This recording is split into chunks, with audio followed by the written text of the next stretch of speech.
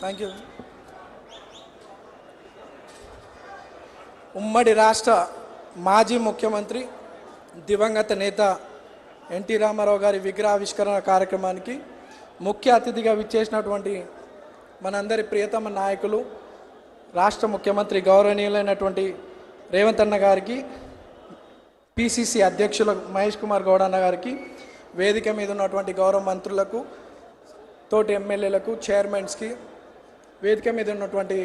NT Ramarao గారి కుటుంబ సభ్యులకు, ఈ యొక్క కార్యక్రమాన్ని విజయవంతం చేయడానికి వచ్చినటువంటి మీ అందరు కూడా మనస్ఫూర్తిగా నమస్కారాలు తెలియజేస్తూ, మరి ఈరోజు ఈ వేదిక మీద ఒక ఎమ్మెల్యేగా నేను మాట్లాడుతున్నానంటే ఇదంతా మన రేవంత్ అన్న గారి యొక్క ఆశీస్సులు, కాంగ్రెస్ పార్టీ యొక్క ఆశీస్సులతో, మీ అందరి యొక్క ఆశీర్వాదంతో ఈరోజు ఎమ్మెల్యేగా మీ ముందు మాట్లాడుతున్నాను. ఇంత పెద్ద అవకాశం నాకు కల్పించినందుకు పెద్దలందరికీ మీ అందరు కూడా మనస్ఫూర్తిగా ధన్యవాదాలు తెలియజేస్తూ, ఈరోజు ఎన్టీ రామారావు గారి 103వ జన్మదిన సందర్భంగా ప్రపంచవ్యాప్తంగా ఉన్నటువంటి తెలుగు వారందరికీ జయంతి శుభాకాంక్షలతో పాటు అట్లానే బక్రీద్ పండుగ మైనార్టీ సోదరులందరూ కూడా బక్రీద్ పండుగ శుభాకాంక్షలు తెలియజేస్తూ, మరి ఈరోజు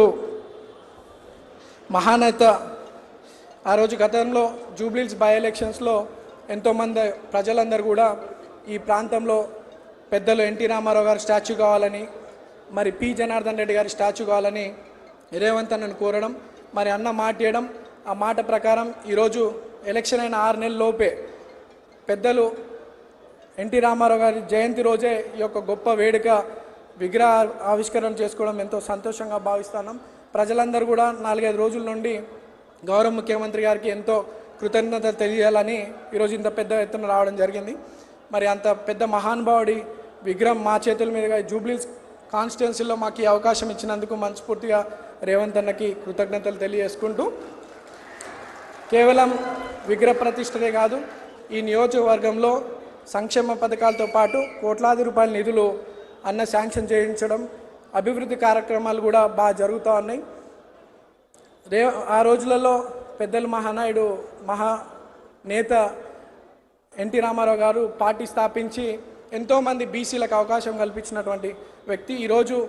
బీసీలను కూడా మన రేవంత్ అన్న పాలనలో బీసీలకు కూడా అత్యధిక ప్రాధాన్యత ఇవ్వాలని, అన్ని రంగాల్లో అభివృద్ధి వాళ్ళు చెందాలని చెప్పి ఎంతో కోరుతూ ఉన్నారు. మరి గడిచిన బై ఎలక్షన్లో ఒక బీసీ బిడ్డగా నాకు అవకాశం కల్పించినటువంటి రేవంత్ అన్న ఈరోజు ఒక నవీన్ యాదవ్గా మీరు నన్ను చూస్తూ ఉన్నారు. రేపు భవిష్యత్తులో 50 మంది నవీన్ యాదవ్ లాంటి యువకులని రేవంత్ అన్న తప్పకుండా రాజకీయ భవిష్యత్తు కల్పిస్తాడు, కష్టపడే వారందరినీ కూడా. ఇంత పెద్ద చక్కటి అవకాశం మాకు కల్పించినందుకు రేవంత్ అన్నకు మనస్ఫూర్తిగా ధన్యవాదాలు తెలియజేసుకుంటూ,